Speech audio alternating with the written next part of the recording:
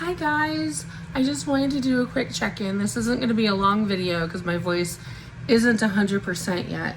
But on this week's assignments, I wanted to let you know that in the original book, like the correct one for the class, you're supposed to be reading on bipolar disorder and the anxiety disorders. And those are, sorry, I have one textbook on each side of me so I can tell you the correct chapters.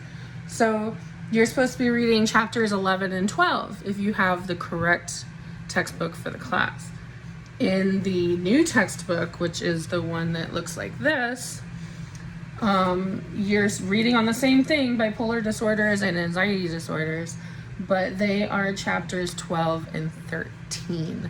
A word on bipolar disorders. So last week I talked about in the class announcement depression and how it's not easily diagnosed. Well, bipolar disorder is harder yet to diagnose correctly.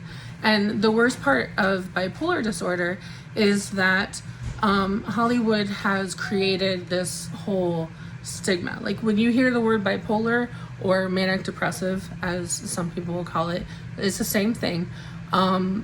You have this picture that pops into your mind, and I want to challenge you guys to get rid of that picture because it's so different. So you have bipolar 1, you have bipolar 2, and then there's the lesser known bipolars. Bipolar 1 is the one where you think of people thinking that they can fly, when they're hallucinating and things like that. Bipolar 2 is a lot more depression based.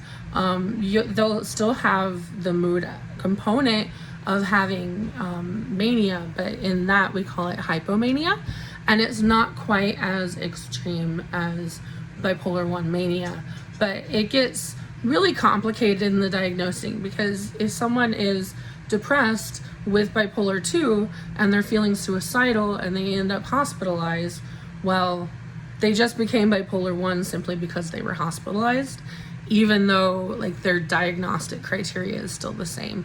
And that's why diagnoses are more guides for a way to manage treatment and a way for the client to kind of understand their diagnosis. And for billing insurance, it shouldn't be a defining factor because there's so much fluidity and ambiguity with them that don't ever hold a diagnosis as cold hard fact. And it's easy to be wrong. And a lot of people with bipolar disorder are either misdiagnosed as bipolar or they're misdiagnosed as something else entirely and don't get diagnosed with bipolar until later in life.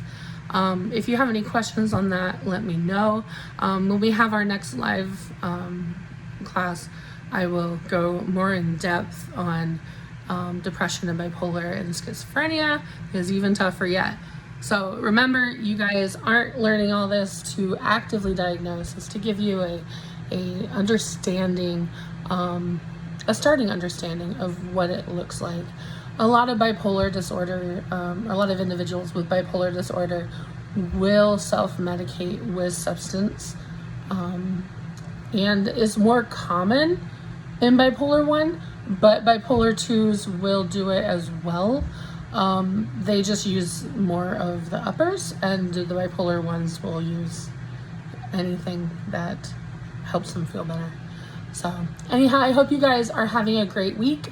I am slowly getting back to normal. I thank Linda for stepping in and helping me.